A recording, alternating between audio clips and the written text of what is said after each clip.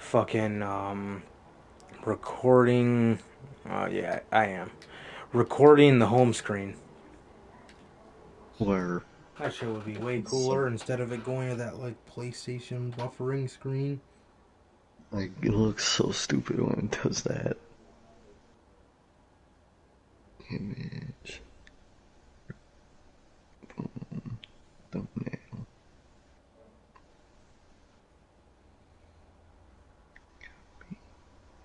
tweet that.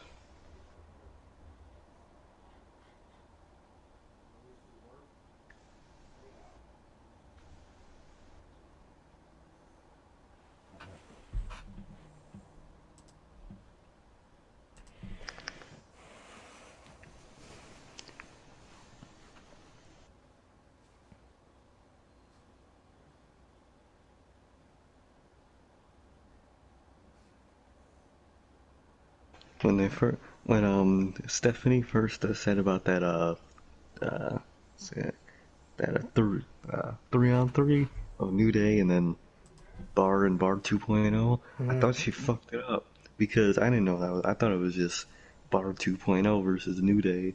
So she said Sheamus. I'm like, bruh, she I'm thinking she just said Sheamus because that was their group. That was the Oh, tag team. I was like, bruh, wait a did you notice second. they kind of like taunted the New Day with the little bar symbol? I thought that was funny. Yeah, I miss that was them. fucking great. Oh yeah, Sheamus too. What the fuck yeah, was bruh. Sheamus doing on the show? Isn't he on Raw now? Yeah, yeah, he's on Raw now. Why was he on fucking SmackDown? Everybody was Makes no fucking. goddamn sense. I guess everybody gets a pass due to the season premieres, which makes no sense because Well, a no damn season sense. premiere should not It's a include the people. people that were just drafted. I Yes, mean, you could exactly. sure you could give a pass for the New Day because I get their promo was really good. It was like Yeah, really that was good. really Like, heartfelt. but like Sheamus and Braun, like what the fuck? Aren't these guys? Like, bro, Didn't they just get drafted? And if this is the season premiere, then why are they on the show that they didn't get drafted to? You know? makes no sense, bro. Braun is a joke. Oh He's a God. he tapped, and then they beat his ass after, I bro. thought he passed out. I thought he passed out, He was passing him. I oh, saw did his he like do the hands. slow? Oh, yeah. Yeah, he slow I was tapped. gonna say I was like, did Cole just massively fuck that up? Because it looked like he tapped, but I guess, or it looked like he just passed out. I mean, and I No, guess when he he started tapped. tap, the camera panned onto the other side where you couldn't see him tapping, and Oh, then so it was the cameraman fucked up, but he tapped like a fucking bitch. this is the true farewell. The last time I get to use Raw Underground in the tags. Oh yeah, true. Cause there's news on that. I'm dead, man.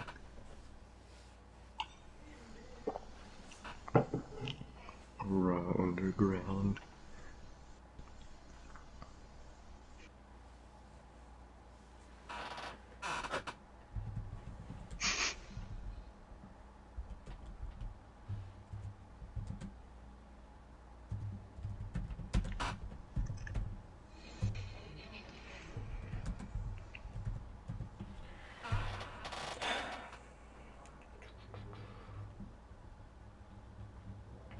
For a minute, I thought when New Day were having like their last like promo thing, I thought Big E was gonna turn on him.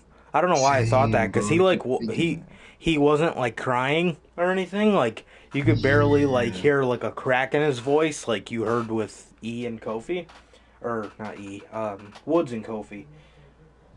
Yeah, bro. And then when they I was were like, like no way. because I thought he was gonna hit him. Just attack him. That'd have been some crazy shit, bro. Beating his ass after that heartfelt moment. That's a moment. That is. That would have been the perfect time to turn if he was gonna turn. But he shouldn't turn heel.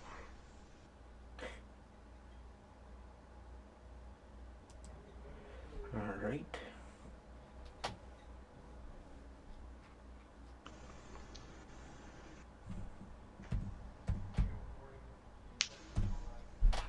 Yeah, fucking Braun.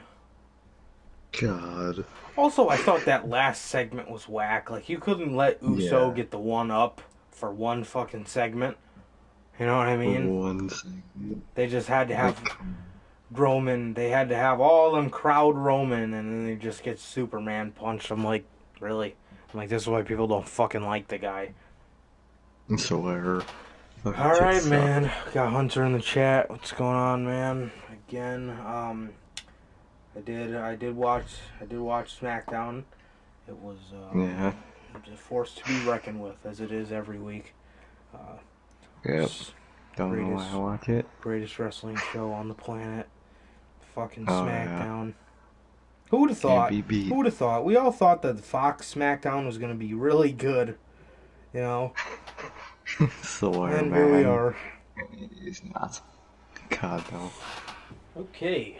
All right. Let me get a match going.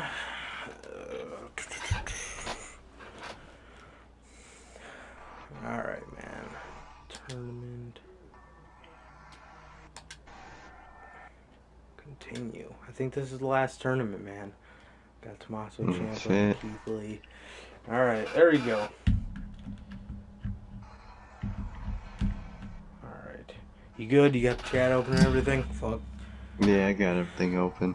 All right, guys. So Chat. I guess we're gonna give a quick rundown of SmackDown, because we were just talking about it. In case anybody did not hear some of our kind of thoughts. Anyway, man, what is going on, guys? We are back with yet again another edition of the Notorious Heels podcast, and yeah, man, we are on here again, man. Another show, doing this, but. Yeah, man, if this is your guys' first time watching, you guys do not know how this show works, we have our new show, which is what we're doing today, exclusively on Fridays, right after SmackDown. You probably lands around like 15 minutes after SmackDown, unless either of us are doing something. Sometimes we'll go on a little later, but it's only sometimes. Most of the time, we're on here about 9:15. Yeah. And also, any other time in the week, we are on here live with our Notorious Unscripted segment, which is exactly that. We go unscripted. We're talking about literally anything that is a topic of discussion in wrestling, and we're on here talking about it, man. If you guys did miss this last week's episode, we ran through the WWE draft, kind of gave our thoughts on it and whatnot, and yeah, man. So I have something to say about SmackDown, right when we start to talk about it. But before we do that, if this is your first time watching, again, you guys do not know who we are at the Notorious Heels Podcast, bro. I am Johnny Mayhem, one half of the hosts, and as for the other half, we got my man Sir K here. How's it going, man? It's going good, man. It's going good. Just waiting for that call back from Home Depot, probably the next 2 days, something like that, man. So just patiently waiting for that call back, man. And then gotta fucking get a state ID, and apparently a letter from the military isn't enough to know that I live at my house. So apparently I gotta do some other shit too. But overall, man, life's pretty good, man. I've been good. How about you, bro? How have you been? I've been good, man. Just excited for tomorrow, sweetest day. So gonna hang out with the lady after Hey. work. Hung out with her today, and also I got some new figures, man. So I got this Nice. bookshelf for my room, guys, just to put shit on. I figured it's better than what I set my PlayStation on now. So I ended up picking up one of those because I could also put my figures, the ones that I display, on the little cubby, the top shelf. So yeah, man, I picked up the Ultimate Becky Lynch. That should be here tomorrow, and I picked up Elite. What Elite is that? It's I think it's Elite 70 or Elite 68, one of the two. Johnny Gargano, bro. He comes with my favorite Gargano attire ever, the Venom Gargano. So I picked up those two figures to go along with my Funhouse spray, my Fiend figure, and my Walter that's coming soon, and the Ultimate Fiend, which should be pretty fucking kick ass, bro. super excited for that figure, man. But also, I think I'm gonna take out the old Texas Chainsaw Massacre demon and display him too. It's Ooh, probably my favorite Finn true. Balor figure. So yeah, man, Oh yeah. picking up some new figures. I rarely ever do it, at least as much as I used to. But man, I found some deals, bro. So I had to pick them up, man. So yeah, so that's my that was my day, man, and that's pretty much what's going Oh on. yeah. Just still waiting for my new gaming chair, bro. This one, if you guys can hear, just squeaks God. all day, every day. And it doesn't lean back, so it's kind of been hurting my back recently. Something I've been thinking about doing I for a gotcha. while. Um, and then when I do sit with my legs up, it like crunches my lumbar in like the most like Oh awkward way. yeah. So I'm just waiting for that. And then I'm just gonna make over my whole room, and when I assemble this bookshelf, I just have it sitting here. Same with my new power outlet. It's like a cool one. It's like a surge protector and shit. Cause I have like a really Nice. old one Nice. for my old house. Mm-hmm. So just waiting for my fucking gaming chair to come in. That should probably actually be here the same day as Gargano if the shipping dates are correct on both of them. But Amazon can be fast. I don't know. It's kind of just ranting, but hopefully by next Thursday, definitely by next news podcast, my room will look completely different, which is weird to think about. But Gotcha. anyway, yeah. Enough of Uh, me rambling on, man. Bro, I gotta say this about SmackDown. I texted you during the show, man. My God, I I was looking at this roster, and I just got like the sense that like it just doesn't mesh well. Like a lot of the people on it, I don't know where they can go. Roman still doesn't really look like he has any like viable challengers, which is why I thought it I was know. detrimental to put Keith Lee on the brand. But Swear.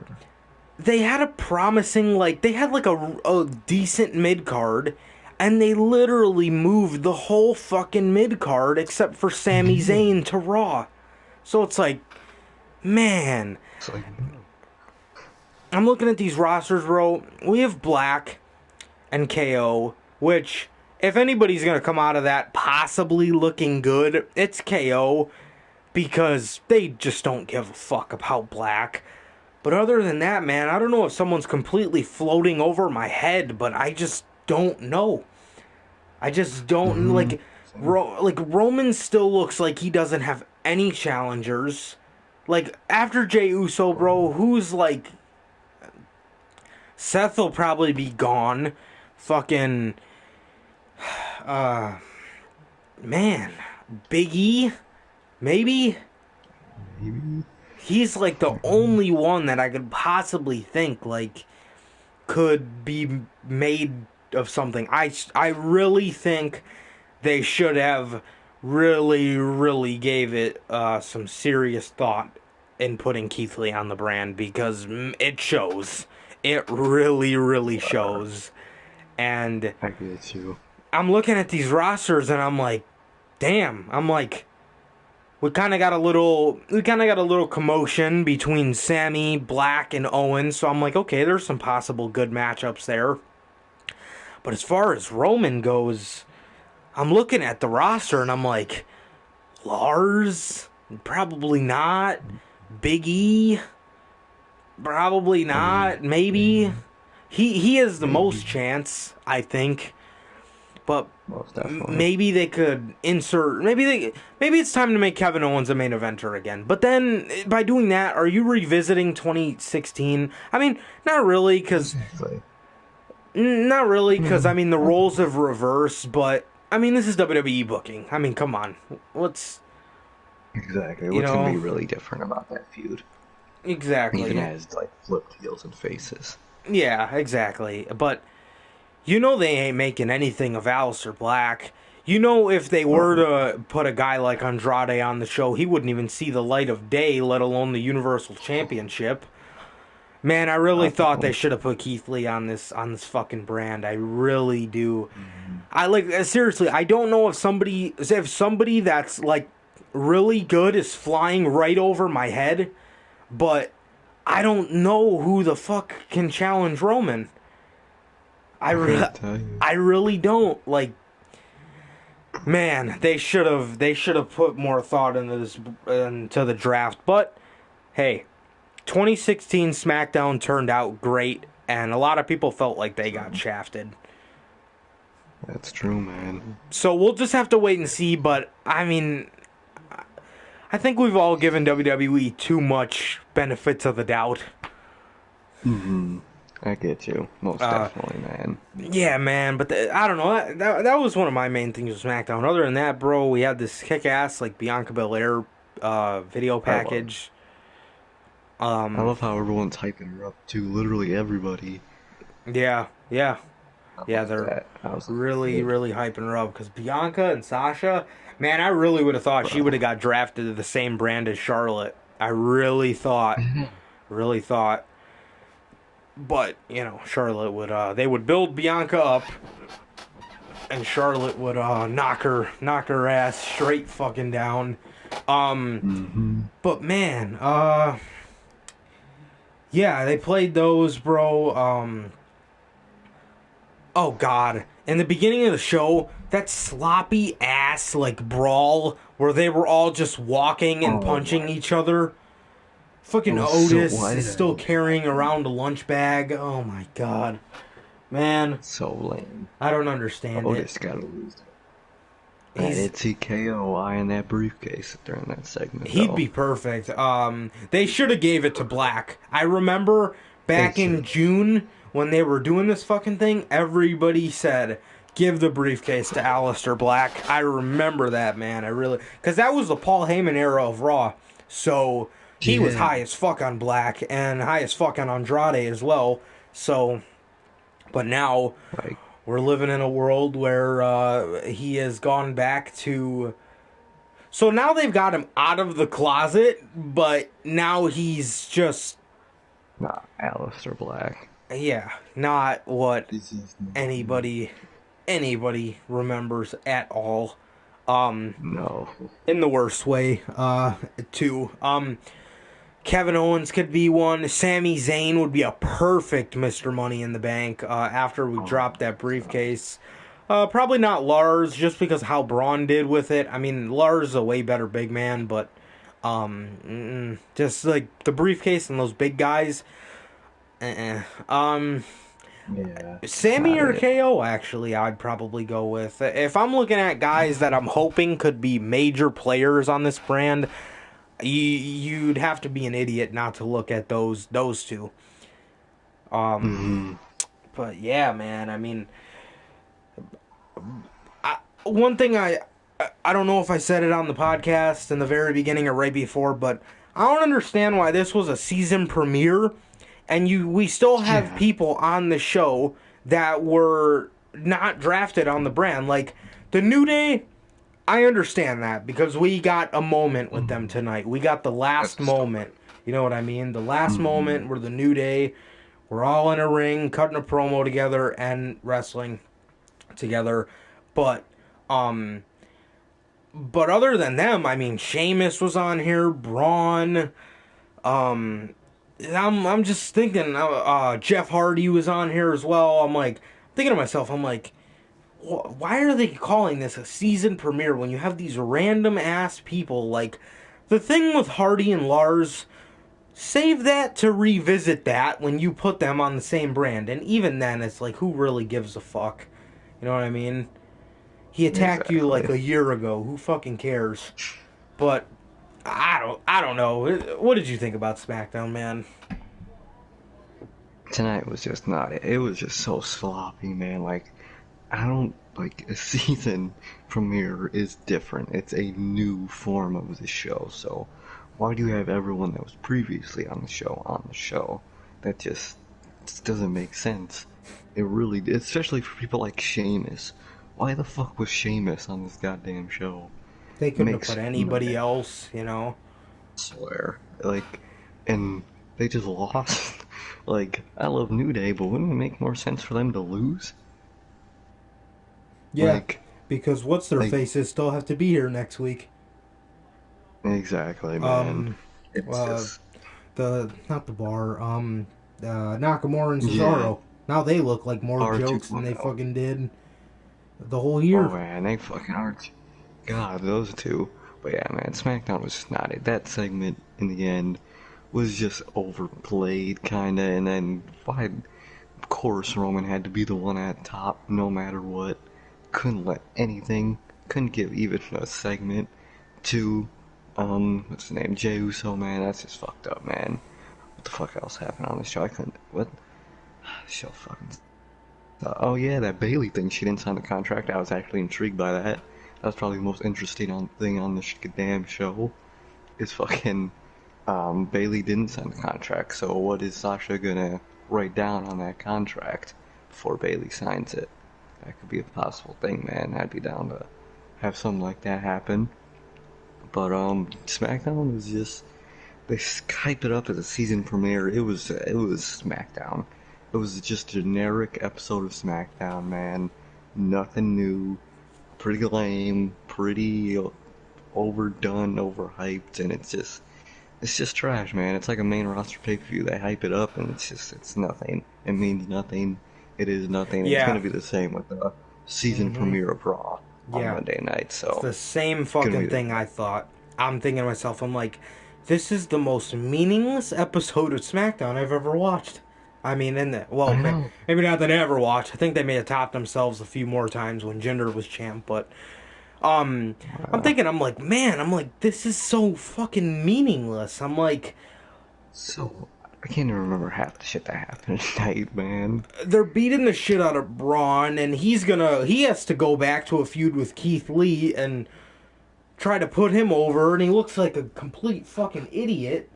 Um, also, that thing with Roman, man, I forgot to mention that. This is why people don't like him. You couldn't let Jey Yeah, Uso get a couple chair shots in for one fucking night. I mean, one segment. you It's know, not gonna make them look weak. exactly. He just went through a match. He just, Yeah, man, it's very broad. this is why people don't fucking like him. This is why people do not like the guy. Exactly. I'm just saying, man, but You just can't lose. And for one night on SmackDown, God, yeah, yeah, man, but it just so fucking, it's so meaningless. That's SmackDown in a nutshell right. tonight, and most of the time. But yeah, man, are you ready to get on to some news? Yeah, let's hit him with the news, bro. Let's do this. All right, man, we're talking about the NBA WWE draft. So I want to talk about fuck. I want to talk about I want to talk about I want to talk about a plan that WWE had in place for said draft. And WWE originally planned NXT for the draft, man, and this was very evident, being that they tweeted who's gonna get the first pick, Raw, SmackDown, or NXT. You know, why would they fucking put that if NXT wasn't planned for the draft? And man, with NXT being in the original plans for the draft, bro, God, Fuck. yeah, you know what? Now that it makes you think about it, I forgot to talk about that. Hmm. Why do they call? We talked about this. Why do they call Lars Sullivan the Freak every Oh my time? God. That's Every all they call time us. they would try to characterize him, they would not call him Lars. They would not call him Sullivan. They would not call him Lars Sullivan. They would not call him the Leviathan. They just kept calling him the Freak. We'll be back live with Jeff Hardy versus the Freak. I'm like, what the fuck is the problem? Just call him Lars. Yeah. Man, I don't know, man. so stupid. Think about it, man. If they change his name to the Freak, he is guaranteed a joke Oh instantly. yeah, No, that's worse than Ivar. never kid. It's worse than Ivar, and Ivar is fucking garbage. So, God. Anyway, man, with NXT planned to be in this WWE draft, man,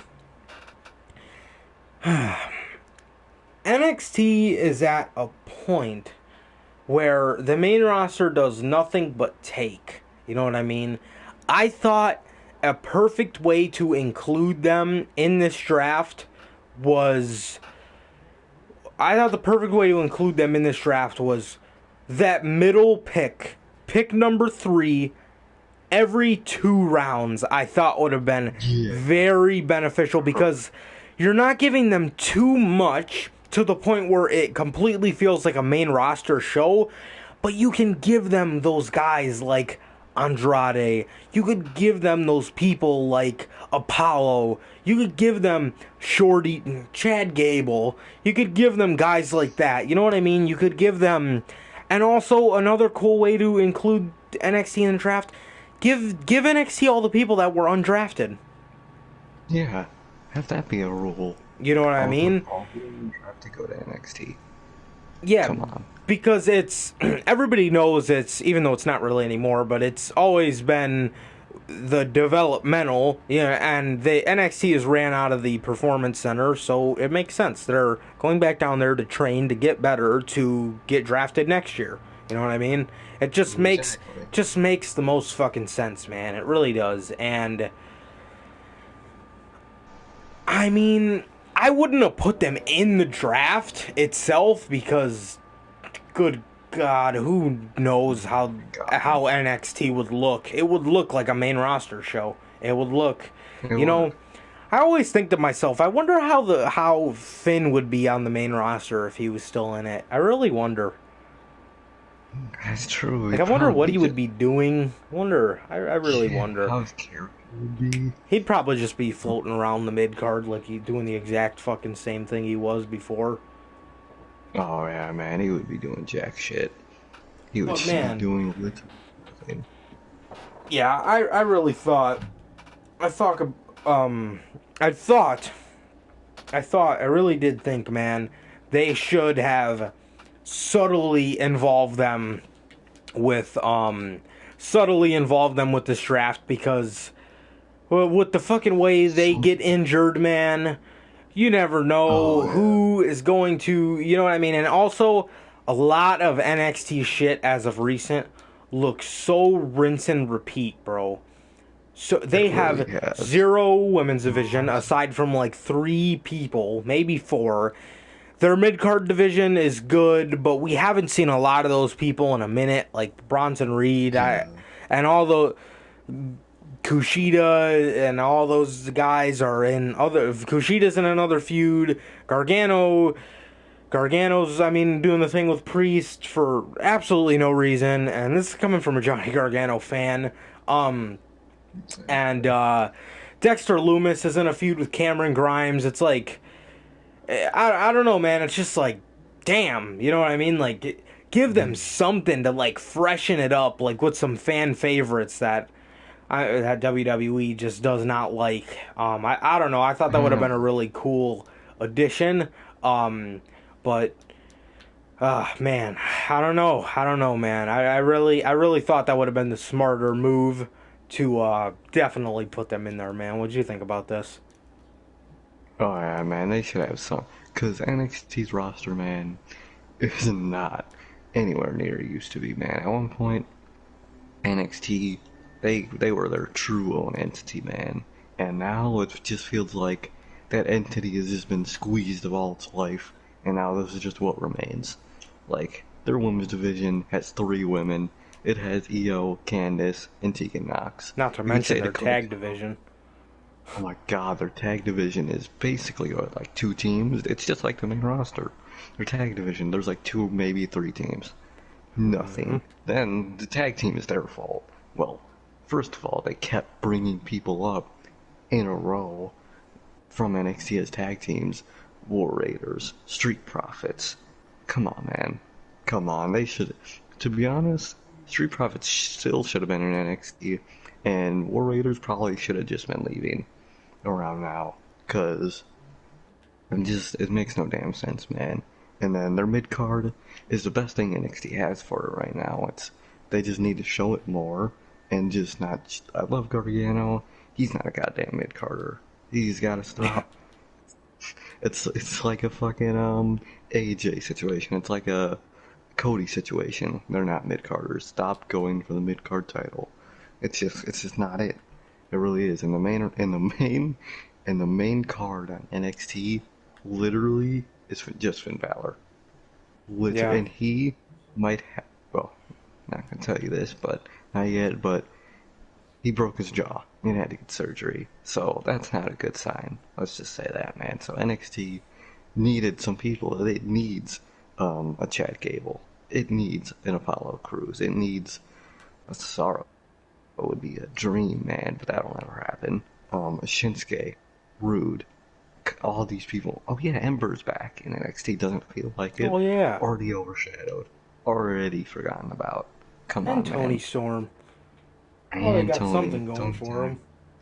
Yeah, they got something, man, but overall, it's not the same feel. They're switching theme songs.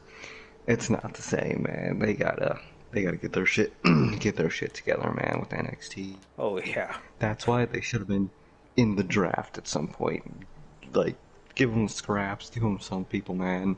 Even like even if you don't want to put them in the draft themselves, just announce it. Just yeah. By the way, these guys are going to NXT. This group of people. At least anything, man, because NXT really needs it. Sad, weirdly to say. Yeah, and I think it would be cool to show. I think it would be cool to put over the growth of NXT. You know what I mean? So, like, Mm-hmm. putting over people go Exactly. back down there to get better, and they do. You know what I mean? As to Exactly. where they get fucking worse on the main roster. So, Exactly. uh, yeah. Man. Yeah, I definitely agree. Definitely agree with you there. Let's see. Oh yeah, this goes hand in hand with this story. Speaking of people that did not get drafted, well, Mickey James as well, but one of the main guys that did not get drafted that seemed to struck a chord with a lot of fans was Andrade Cien Almas, bro. Andrade did not get drafted, ladies and gentlemen. Just let that sink in. Just let it sink in, man. This guy who put on the greatest singles match in this company's history did not get drafted.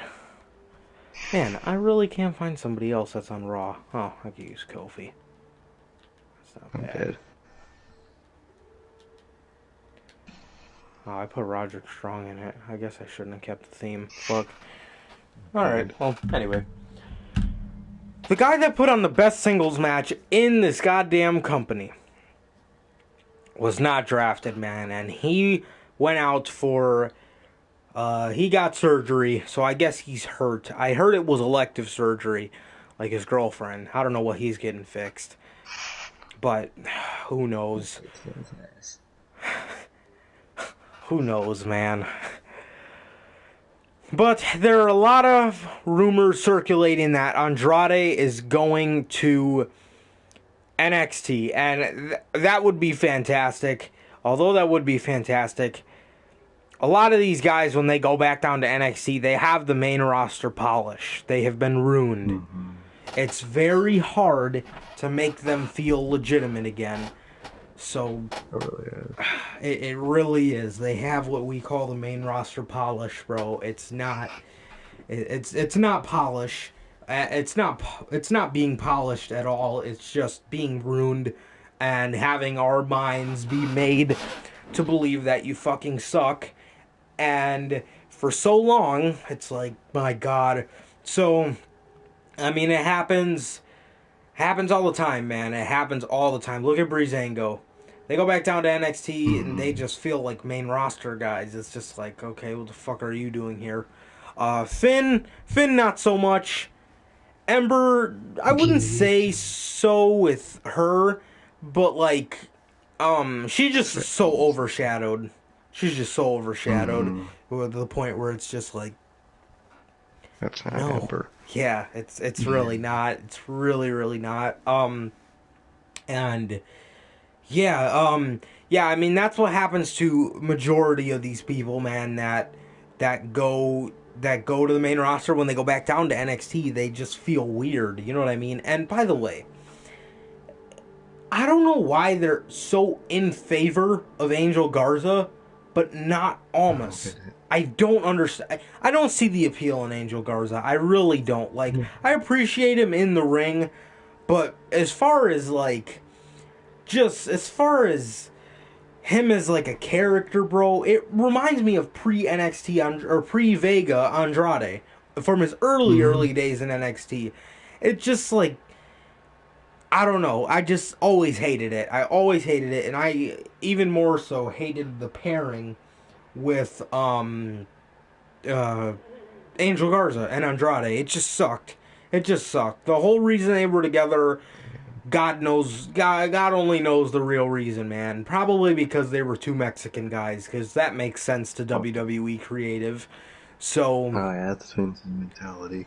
yeah, seriously. And it ah, man, and it showed. It showed because that group sucked. That group absolutely sucked, and the fact that they seem to like Angel Garza more is ridiculous, bro. If you're, I first of know. all, we shouldn't even be talking about the next Eddie Guerrero because that's just ridiculous. Stupid. If you're looking to at anybody who is not the next Eddie Guerrero, but your next Mexican star, But yeah, Andrade. Andrade, exactly. without It's a fucking doubt. Without a doubt, it's almost, bro. But man, hopefully he can go back down to NXT and try to revive something of what he lost, but it's almost a guarantee at this point that he'll never be the same, man. Especially not with Vega, because she also, we did not report on this because it came out the day after we did the draft review. Zelina Vega drafted to SmackDown. Andrade, not drafted at all, seems to be going back down to NXT. Man.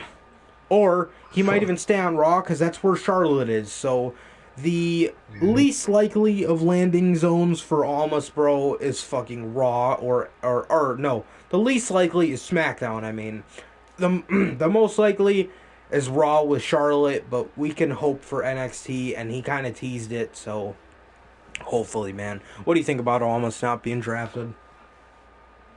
It is pure bullshit, bro. Almas is one of the best you got. He put on, with Johnny Gargano, he put on the best match this company has ever seen, produced. And he just gets shafted like this. Makes no goddamn sense. And then they always favor Garza.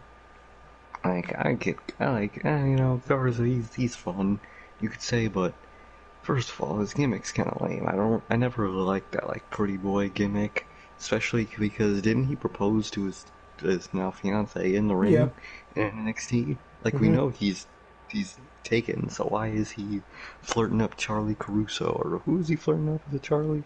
Yeah, it was Charlie. Yeah. Why is he flirting her up, bro? It makes no damn sense. I never understood his gimmick, because we know he's married, or, engaged, but, like, he's just not Andrade, man. Andrade is is amazing, dude. He has it all. I mean, he can't speak English, but he doesn't need to. He's got the in-ring skill. He's got the look. He's got the charisma. He's got it all, man. And That's what hers is just Vega was he's there just not for. exactly. Vega was his voice, and that was the complete set, man. And that was the whole story. Why they even got together in the first place. And it's just it sucks. And now he's has two paths: either staying on Raw, which, oh god, And and, Garza's there too, so and Garza's there too. And Charlotte tweeted out that she'd be down to be his manager. I would wanna fucking die if I have to hear her robotic ass talking about fucking, this is my husband Andrade, he will whoop your ass for that U.S. title, because that's the only thing they'll ever let him go for is a goddamn U.S. title. It's sad, and his other path's down back to NXT, but without Vega, what's the fucking point? Without anybody, what's the goddamn point, man? He's just gonna be there. Probably, probably just there. There's gonna, Andrade lost his fire, man. They extinguished his fire, man, and it just, I mean, it sucks, man. It sucks, man, but I mean, what else can you do, man? He's got that main roster polish so hard where it's just he'll never go back. He'll never be the same again. Fuck, I'm so congested. That's alright. But yeah, bro, it's not the same, man. He'll never be the same, and it sucks, man. Unless he leaves. But I don't see him ever doing that, especially since who he's married to, man. So, Johnny didn't get drafted. Bullshit, man. He should have been one of the first draft. You drafted Dana Brooke. You drafted Titus. You drafted Akira Tozawa. Babatunde, I always forget his fucking new name. You drafted all of them. Dabakato. You drafted all of them before you draft, free draft Andrade? Makes no damn sense. Makes no damn sense, bro. And it's just bullshit. And it's just, I just feel bad for Andrade, man. He deserves better than this. 100%, man. 100%. I mean, Jesus, man, and it's not even that he didn't get drafted, bro. Most of the part that sucks about it is who was drafted before him, and Andrade didn't even get drafted, but another person you have to feel bad for in that situation, bro, is Black. This dude got drafted. Dabakato was drafted before him. Fucking, I can't even. Titus was drafted. R-Truth was drafted before Black. I'm like, man, that was some of the most frustrating. That night 3, like towards the end. Also, Black and Sammy pissed me off the most as like where they were drafted. Oh man, those two in particular, bro, was just awful. Awful. I mean, at least make the shit look fucking real. You know what I mean? Who would take? There was a bunch of picks where it's like, why would you leave him on the table? You know what I mean? Like, man, I already forgot, but. I mean, look in Sammy's situation. I think they took like Elias before they took Sammy. Like some of that shit, I'm just thinking. I'm looking at the shit and I'm like, oh my god. I'm like, why are you here? Let me pull it up. Let's see. Pull that shit up, bro. Yeah, Elias was taken before Sammy. Elias, Retribution being taken before Sammy. King Corbin was... SmackDown drafted Corbin before they drafted the champion that needs to be on their show or else they don't get a mid-card title. What fucking sense does that make? Braun Strowman was taken before Sammy. Kevin Owens was drafted to SmackDown before Sammy. And it's not the fact of who's better. It's just, bro, Sammy's champ. Why would they draft the Raw Tag Team Champions before they drafted the Intercontinental Champion? Makes no goddamn sense. Yeah, Black. Also, Peyton Royce. Peyton Royce was drafted. Carmella was drafted. Titus was drafted. All before Aleister Black. Like, at least Rude and Ziggler was drafted before Black. R-Truth, Nikki Cross, Apollo, Dabakato, all taken before Black. I mean, at least make the fucking shit look believable. At least. Yeah. At least, man. God, yeah. Such bullshit. Yeah, man. And speaking of the WWE draft, man, I want to talk about where the WWE draft was taken, or was based out of, rather. The WWE draft took place in the WWE Thunderdome. As most of us know, it's been beaten into our brains at this point. It seriously has been beaten into our brains at this point. And man, WWE, we brought to you a couple weeks ago that WWE is looking for outside venues to hold the draft in, or no, hold the weekly television in. They're looking for outside venues, like Daly's Place per se. Just throwing that out there to hold their events out of. And it seems like we have a conflicting report because it looks like instead of October 31st being the last day that WWE can run shows in the Amway Center, in the Thunderdome, it looks like WWE will be staying in the Thunderdome for the duration of 2020 and going into 2021. Bro, oh, at least they put people in the Thunderdome that are oh shit, look, it's Keith Lee. I seen Charlotte because that was necessary. But I mean, Goldberg was there. Like, I wanted to fucking see him. Ric Flair was there. Keith Lee was there. So it's like, oh shit, look, it's Keith Lee. Like that was kind of cool. I mean, really only Keith Lee and Rick, but otherwise I'm like, oh, it's fucking Charlotte. It's fucking Goldberg. But at least they did something like that. But I mean, how far is that really gonna go? I mean, seriously, how far is that really gonna go? And yeah, this Thunderdome is just, bro, make it stop. Especially nowadays, they've been doing this. Have been doing these chants, these really loud chants that are like I noticed we got a loud, really loud New Day Rocks chant. We got a couple other ones. I think we got a Jeff Hardy chant. We got super loud yays and boos. I'm like, are these people serious? Well, man. No one's buying this. Yeah, seriously, get out of the Thunderdome, bro. It's so cringy, and it's just, I mean, the entrance stage and stuff, that shit looks more presentable than when they were in the performance center.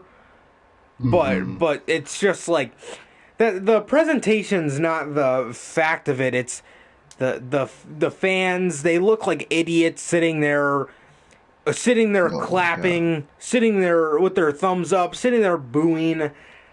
Everybody's looking at the fucking camera like they want to die, and there's a loud New Day Rocks chant going. What the fuck? It just doesn't make any sense. It looks absolutely ridiculous, bro. What do you think about WWE staying in the Thunderdome? It's so lame, man. It doesn't work. I would think they learned already, but it just doesn't work, man. It's just not it's the contrast of just seeing these dead ass people in their fucking houses, and then you just hear loud chants and shit. And then another thing I hate, and we're gonna get it until we get fans back, but it's just even worse in the Thunderdome. The way they have boos and cheers set up for just heels and faces is so garbage. Because, like I always give this example. Who's gonna boo an AJ? Heel or not, no one's gonna boo AJ. Aleister Black, he's not gonna get booed. I think they made him come out to no noise. So it's like, what? I hate that shit. That shit is it's so annoying. Come on, bro. But it's the Thunderdome just doesn't work, man. You got fucking people in their fucking house, depressed as shit. Just the only people they move for are the big people. They'll move for Daniel Bryan. They'll move for maybe a Keith Lee. Other than that, who the fuck cares about anybody? They're just, and the thing is, unless they focus on them, you don't pay attention to the faces.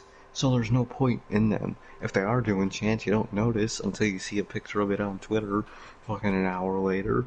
It just doesn't work, man. Thunderdome it just doesn't work, man. It's trash. Anything else would be better, man. I would say that NXT crowd would be better as long as there's no goddamn plexiglass to bang on, because that shit, I wanted to die every time I heard that. Every time I hated that goddamn plexiglass. But other than that, anything would be better than this, really. Yeah, and 100%. It's just, they they're they're holding on for another year till the end of the year, probably a little afterwards. It's gonna suck, man. Imagine a Thunderdome Mania. Oh, Kill me, fuck no. Oh, that'll kill be me. awful. That'll be awful, honestly, man.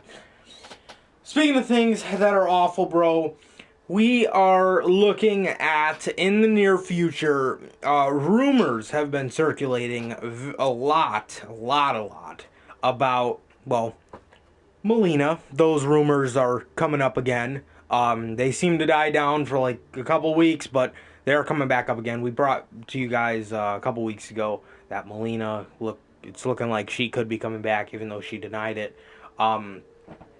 These rumors are starting to pop up again, man. And we also have rumors of Eva Marie coming back to the WWE. When you talk about something that is counterproductive, you're talking about Eva Marie coming back to the WWE. The fact that they would go out and try to get her and even contemplate signing her again is so goddamn counterproductive. Oh yeah. Bro, you're looking at the best on paper, as everything is, the on paper company that is WWE. You're looking at the best women's division ever on paper. Mm-hmm. And there is more than enough people that you could use, but you've done such a shit job with. And one of your things you want to accomplish is gaining back Eva Marie. What? Like, Man, bro, who the fuck in their right mind would pay that woman money to work for your company? Eva? Oh, man. This company, bro. Jesus Christ. Somebody needs to get their fucking head out of their ass. If that isn't the worst signing that I've ever heard of, bro, re-signing that I've ever heard of, I don't know what is, bro. Instead of signing Eva Marie, you need to fucking worry about pushing Bianca Belair to a top spot. You need to worry about getting fucking Shayna Baszler out of a tag team with fucking Nia Jax. You should have cared enough about Kairi Sane's health to not make her put the final stamp on saying, fuck you, I'm going back to Japan. You need to worry about that. You need to worry about making Ruby Riott and Liv Morgan staples in this fucking women's division. You need to worry about not having fucking Charlotte Flair beat everybody. She's going down to NXT, burying the whole division. Yet you want to sign Eva Marie. Like, there's not more important things that you need to fucking worry about. I mean, what is the logic behind that? What is the fucking logic behind that? Oh, man. Most counterproductive thing ever, bro. Signing Eva Marie. When you have that much talent that you already don't do jack shit with. Naomi got over because of a shit segment you wanted to air on your goddamn television screen. She got over for it, and now she's fucking more buried than anyone. She's fucking more buried than Lana. Well, I don't know about that, but close. I mean, come on, man. Come on, bro. Eva Marie, are you kidding? If you want somebody that's attractive, why don't you just go ahead and push and pull the trigger on Mandy Rose? She's blonde. That's what they like for some ungodly reason. I mean, why don't you pull the trigger on somebody like Mandy Rose? Come on, you're worried about Eva Marie. At least Mandy is enjoyable and can actually fucking wrestle. Good God. What do you think about this shit, man? I know you're excited. They want to bring Eva Marie back. Everyone thought it was going to be in the draft. I'm glad. Imagine her being drafted over Sami Zayn and Aleister Black and Almas. Oh. Fucking, oh God. Remember when But Sami Zayn baked her? When he was like, oh yeah, he I'm was worth what did he say? 20 Like, Eva Marie's. yeah, got her trash ass man. But it's like, dude, you have a roster of Bianca Belair, Sasha Banks, Bayley, Riot Squad, Io Shirai, Asuka, even fucking Mandy, Sonya, all these women. Best women's roster on paper ever, man, in wrestling's existence. And you choose to want to bring back probably the worst women's wrestler in history. You want to bring her back. For what? Why? What does she bring to the table but bullshit? She is not a women's wrestler. She is a reality TV star. She is a Nikki Bella. She's not. She's not a fucking. She didn't break any barriers. She's one of those people. She was one of the barriers. And releasing her is what is one step in the forward of their women's revolution that is non-existent, that they just bullshit. Like, she is everything the woman's evolution is supposed to not be. And she's that, and they want to bring her back? Who, to take a spot from Asuka? Because they'll probably put her on Raw. Take a spot from Asuka, from Mandy, from how many women on that show? Peyton Royce.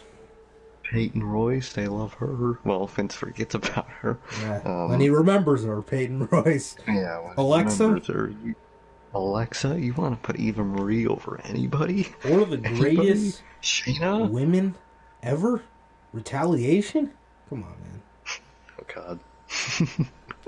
Well, the other one's back down in NXT, bro. But it's just like Eva Marie. What was the other one's name? I always forget it. Melina? Wasn't it Reckon? No, Reckoning. Reckoning and Retaliation. I'm dead. Goddamn. But you're gonna bring back Eva Marie. That is the most hypocritical thing they could ever do to their women's division, and it will be pure fucking garbage. It's a slap in the face to a Sasha, a Bayley, an Asuka, and a Shayna. Slap in the goddamn face. I would be pissed if I was in that women's roster and they were talking about bringing her back. It's just bullshit. She should never come back, man. It's just how it is. And speaking of women that are signed to a company, man, we have an actual good women that was signed to a company, man. We got confirmation of Ivelisse officially signing a contract with All Elite Wrestling, bro. Ivelisse, exclusive to AEW now. Well, probably not exclusive, but she signed a contract, so she is officially on the roster, the AEW roster. I mean, she could be exclusive. I'm not really sure. I know some people aren't, but yeah, man. Ivelisse officially signing with AEW. Wonderful, bro. Wonderful. That fucking women's division, I can go down the list right now, and I guarantee you I don't like 90% of the people, bro. 90 fucking percent of the people. And at the top of my list is Big Swole. I can't fucking stand Big Swole. Fucking hater, bro. Sir K knows this, bro. I feel like I fucking tell him every night. And this is privately, so I'm not even trying to be fucking funny. But I hate Big Swole, bro. The theme song, the look, the entrance, the demeanor, bro, horrible. It's all fucking horrible, bro. I can't stand Big Swole. I love her husband to death, but I can't fucking stand Big Swole. And, bro, I mean, I could go down the whole women's division if you really wanted me to. I'm not going to, but I'll tell you who I do like, bro. I guess you could say Thunder Rosa. When she is there, I like Thunder Rosa. She does okay in the ring, but she does. I'm giving Cheetah a bit of 50-50 booking for me, man. I love her in the ring, but I just don't have a reason to fucking care about her. The women I do like, bro, they're making it to a point where I can't even put Britt Baker on that list. Oh yeah, I Because don't like I her. like her character. Well, when it first started, when she first turned heel, I liked the character, and it was promising when it first started. It's like, all right, well, this seems to be the only woman that has some kind of fucking character. But now she is getting, I don't know if it's on iconic level of cringy, but it's a fucking level of cringy you don't want to be at. And Hmm. she is becoming cringy. So literally at this point, Chris fucking Statlander, and she's on the shelf. Statlander, Thunder Rosa, not too big on Diamante, but I love Evilise. Evilise is great. I remember on Tough Enough, Stone Cold told her that she was gonna be something, and it's crazy. It's crazy because she ended up turning out really, really good. When she Hmm. had to relinquish her spot in the tournament because she, or the Tough Enough, I guess, because she got injured. But it's great to see her exclusively with AEW or on AEW as a permanent staple member of their women's division because they need more people like her, bro. Put the fucking women's championship on her because Sure. Evilise is amazing, and I don't. A lot of people are saying it's gonna be Nyla Rose again versus Oh Sheeta God. at Full Gear. Bro, Why? this women's division sucks. It fucking nobody has a fucking good women's division right now. I mean, SmackDown. Serious. You could say SmackDown has the most upside to it. Exactly. Well, NXT, I guess, has a lot of Yeah. upside too, but we got to see action from both of them. But otherwise, man, Exactly. fucking suck. Ain't They no big deal. suck. Exactly. Yeah, but great signing for AEW, man, and I think these little moves like this are gonna go a long way. And eventually, once a lot of these WWE women's contracts start coming up, I'm hoping that a lot of them could see brighter days in Jacksonville, except for Orlando, or instead of Orlando. And yeah, man, I'm hoping that this women's division eventually gets a Jordan Grace. I know the internet hates her, bro, but Tessa Blanchard would be an amazing asset to that fucking roster. Oh Um, yeah. and yeah, man, Tessa, Jordan, Dion. I don't know how they didn't. I don't know why or how they didn't go after Deonna Purrazzo. Kylie Ray would have been a Sure. staple in that women's division. Um, but it's just not how it was meant to be, I guess, man. And a lot of these WWE women, I'm really hoping that they can see brighter days, man. But for now, Evilise is a great signing, and these are the kind of moves they need to be making, man. What do you think about this? Yeah, bro, it's a good ass move, man.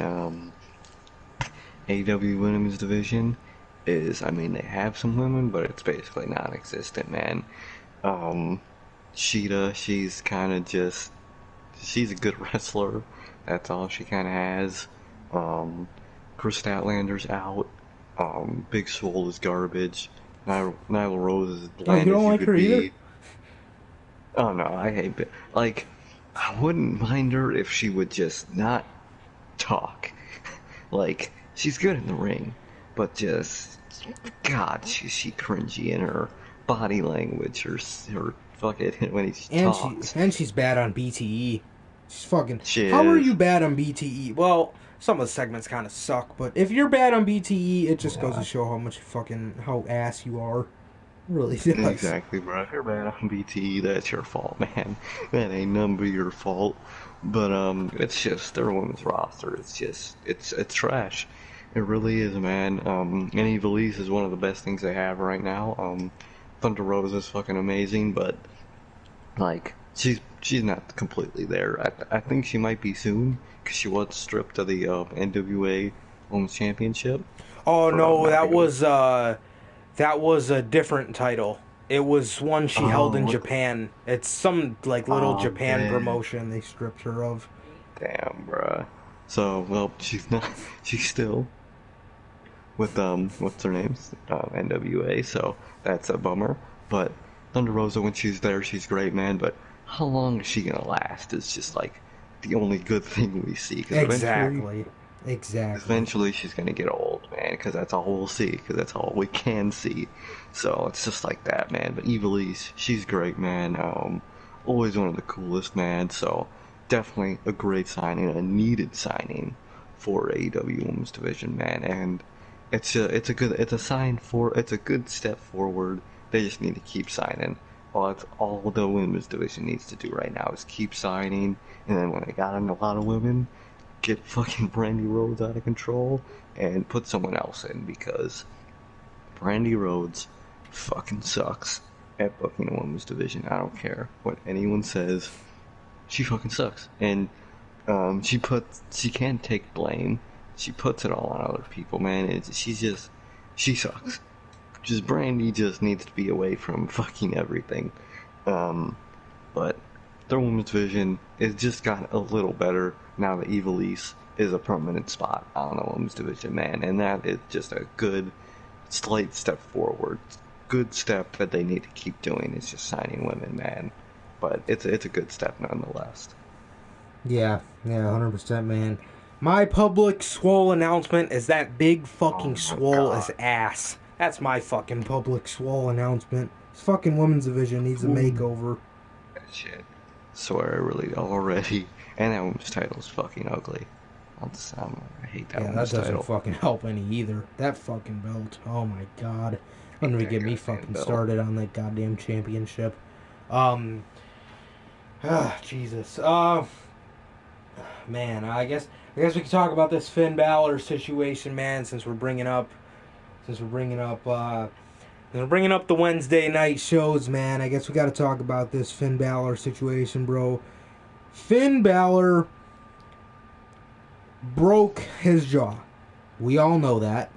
Very, very evident. If you watch NXT, you know that Finn Balor broke his fucking jaw. In 2 spots. Finn Balor had to get surgery, and they are seriously having talks about relinquishing, stripping him of the NXT Championship. Bro, is this fucking show cursed? Is this their karma for worrying about AEW too much? Bro, is this fucking show cursed? Seriously. I mean, could somebody stop fucking with us already? Dude, if they have to have another champion, you know what? They would probably like it. Because now this time, they could drag out a tournament to try to fucking stop AEW in viewers, even though they haven't beat them in God knows how long. Man. Bro. I hope they don't. This is also why your dumbass does not book takeovers every fucking 2 months. Because now Finn Balor is going to be expected to fight for that title again come December. When, if this was regular takeover, he wouldn't even got fucking hurt because there wouldn't have been a fucking takeover in the fucking beginning of October. Man. Bro, Finn, obviously, great champ, right? Finn has been a great champ thus far. Solid, for the most part. If that was just a one-off with Kyle O'Reilly, why did they have to go out there and beat the dog shit out of each other? You know what I mean? Like, if it was just a one-off, why did they literally have to go out there and kill each other? Literally fucking kill each other? Bro, does not make any fucking sense. And you gotta be smarter than that, bro. You always hear Randy Orton talking about longevity. Now, I don't think you have to be Randy Orton levels of boring, but you can have longevity. You know what I mean? That out there they were literally beating the shit out of each other. Like, motherfucker, I know this looks like Raw Underground, but it's not Raw Underground. You guys don't have to go out there and fight each other, even though it's fucking professional wrestling that just looks fucking like a shoot fight. But man, it was a great match, but you did not have to go out there and literally fucking kill each other. Asuka used to make it look like she's beating the dog shit out of people all the time, but she's remaining as a a She worked closed her fight. fist. I mean, she didn't close her fist at fucking least. God. Honestly, man, this championship seems to legitimately be cursed. And my God, oh God, yeah. Seriously, this championship seems to be cursed, and I don't know what to say, man. I don't know if this is karma for them worrying about AEW so much, but even Jericho tweeted about it. Somebody tweeted at Jericho and said, "That's how you put on a main event." And Jericho tweeted back, "No," or somebody told him to take notes on that main event, and he said, "Take notes on what? Beating the shit out of each other so you're not able to work for months?" He's not Exactly. wrong. You know what I mean? It's like, Like, God. I mean, come on, man. Come on. Bro, if this championship gets relinquished again, they better hope Cross is ready to come back, because there is nobody on that fucking roster who can be the NXT champ as of right now.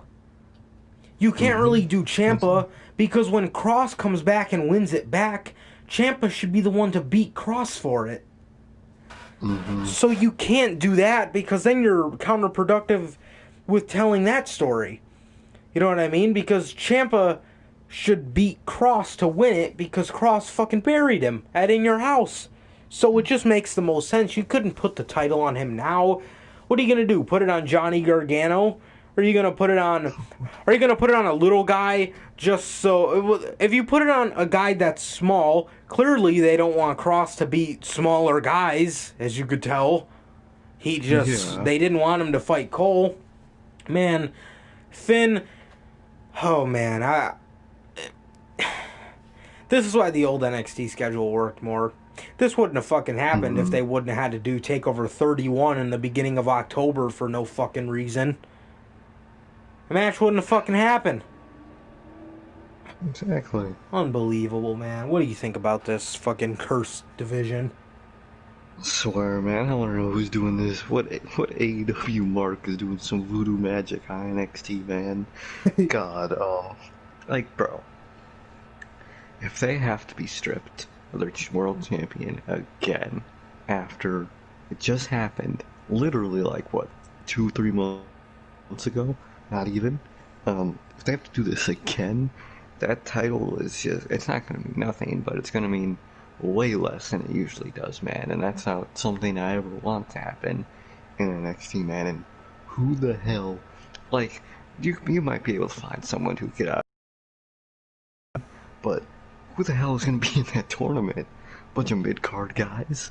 I wonder who's going to win. Fucking everyone in the mid-card, and then just a Gargano or a Ciampa. I wonder who'd fucking win. Like, it's just they can't afford to be to have Finn stripped of that, and I think they know that, because I think if their roster wasn't nearly as depleted as it was, that they wouldn't be that they would have stripped Finn by now. They would have had to, but I think they kind of have to. But I just don't think they won't, because not Vince, Triple H knows he can't afford that. There is nobody that could take that thing. And even if there is, that tournament is going to be the most predictable, probably pretty lame, because they'll probably produce it lame, and it'll probably, and then it'll probably culminate at fucking Halloween Havoc, that fucking NXT special. God, why is that an NXT fucking special? Why didn't they do it Hell in a Cell weekend? Close as fuck to, isn't Halloween on a Saturday? Yeah, Halloween is literally on a fucking Saturday. That's when they could have did the October takeover. Oh wait, On Saturday. excuse me. They do takeovers on Sundays now, because they want to Wow. keep up to Vince McMahon's level of fucking creativity. God. Who likes a Swear, pay-per-view on Sunday? I know. Oh, sorry guys, Garbage. can't hang out for WrestleMania. I got fucking school tomorrow. You know how fucking annoying that was when I was a kid? Swear, what kind of lame garbage is that, man? Fucking Sundays. Why would you pick that day for a goddamn pay-per-view? Honestly, Makes bro. no damn sense, but Yeah, bro. My thoughts on that. I don't think they will because I don't think they can afford it. I They agree. literally can't, and Triple H knows that. That's the thing. Yeah, 100%. 100%, man. Now, we're talking about people. We're talking about NXT, man. We got to talk about somebody who looks to be going to the black and gold, not the Hurt Business, NXT. Miro on his Twitch. You know, Miro, man, his Twitch is almost as good as AJ Styles, bro. The shit AJ says on his goddamn live stream is so funny God. because he sheds character so much. We were reading a story yesterday, you guys. It was AJ was explaining how WrestleMania is basically fucking worthless at this point, and it's so funny to hear a guy of AJ's stature in the company talking like that, bro. His son's saying that shit's boring. He's calling Paul Heyman a fucking. He's calling him a fucking liar. He says it, man. Hey, AJ's in his. Beast. He's fucking hilarious on Twitch, bro. But Rusev, a fan asked him about Ben Carter. If you guys do not know who Ben Carter, he is a up and coming guy who was on Late Night Dynamite, and I think he was on an episode of Dark against Scorpio Sky. The guy was absolutely fucking incredible. I don't know how AEW didn't pick him up, but somehow they let him slip through the cracks, bro. And Rusev hinted at basically putting the writing on the wall for us that Benjamin Carter went over to, as in Miro's words, he went over to the dark side. And it looks like Ben Carter was scooped up by WWE. They have really been doing that, like scooping up. Yeah. Like, I mean, Ben Carter was fantastic, but did they really have to go and scoop up Pineapple Pete? I mean, Yeah. really? Come on. If that's not so them petty. being just petty. And they picked what's his face up too. Again, Tino Sabatelli, Yeah. so hated in the community as of right now, bro. He fucking Oh, he went told a whole bunch of AEW spoilers, and all of a sudden he's back with NXT. Man, yeah. what kind of What a shit is bitch. that? Fucking and Jericho called him an NXT reject. My God, bro. So That's fucking great. That's fucking great. But yeah, man. So Ben Carter seems to be going to WWE. I wish him the best, man, but I mean it's fucking Ben Carter. It's not fucking Matt Riddle. You know what I mean? I mean he is fantastic. And you know, one of the things that WWE NXT does very well, they have their finger on the pulse of making a character.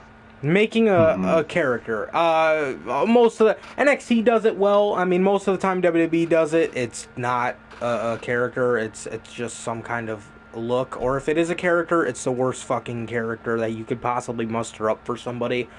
But NXT does a great job in transforming people who feel bland into marketable people. So look at EO. Yeah, EO's the main fucking one. Keith Lee was very refined by NXT. Yeah. Matt Riddle also was very, like, they all have that indie feel. And NXT makes them have that still indie, but characterized feel. And that's what NXT does very well. So I'm hoping they can give him something very well, man. But who sees WWE looking at Ben Carter as anything more than fucking 205 Live? If he does go up. I mean, NXT, he could do great. The guy is great. If you watch his match, Scorpio Sky, bro, he's good as fuck. He is good as fuck. I mean, but this is Vince McMahon we're talking about, man. Why do you think Gargano, Ciampa don't want to go up? Because they know their size. And they know what Vince McMahon likes. I mean, come on. I mean, well, best of luck to Ben Carter. He'll probably do pretty good in NXT. But who sees him as anything more than a 205 Live guy? He should have stayed in AEW, but I mean, this is what's gonna happen. Not everybody's gonna go to AEW, man. Being Marks, bro, we would have to prepare for stuff like this. It's gonna happen, bro. People are gonna come out hating AEW and loving WWE. If they really want to be around this Hmm. long, it's what's gonna happen, man. It's what's gonna happen. So, Exactly. what did you think about Ben Carter going over to the dark side, as Rusev said, or Miro? I'm dead to my core. The dark side. That's amazing.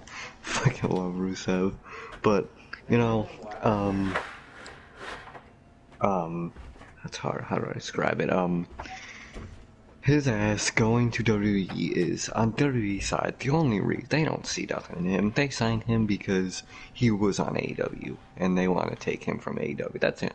That's the only reason, truly, that he was signed to WWE. But he still has potential, especially in NXT, man.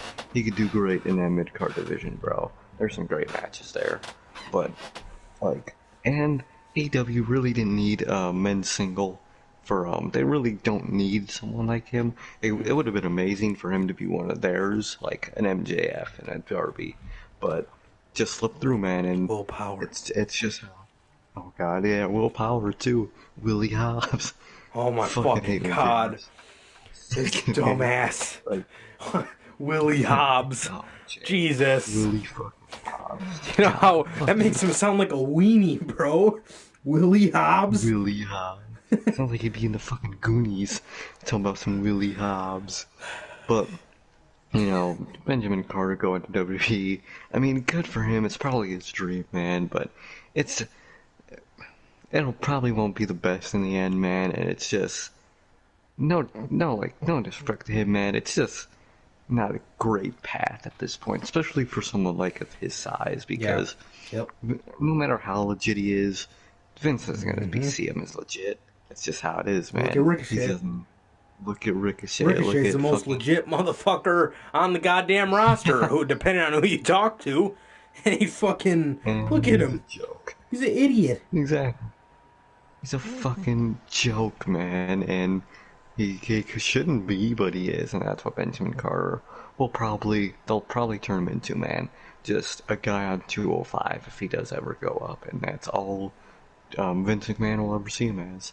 Unless one week he just gets a hard on for him, brings him up, puts all the stock in him, and just forgets about him. Tears him down. Tears him right back Yep, down. exactly. So Benjamin Carter, I mean, good for him, man. That's probably his dream. But in the end, is it a great move in the end? Probably not, man. But hey, man, I wish him the best in WWE, man. But And also, I personally would have took an AEW deal. Go ahead. 100%. And also, you got anybody excited about this, man? Again, guy's great. Did they sign him because of how good he is, or did they sign him because AEW let him go?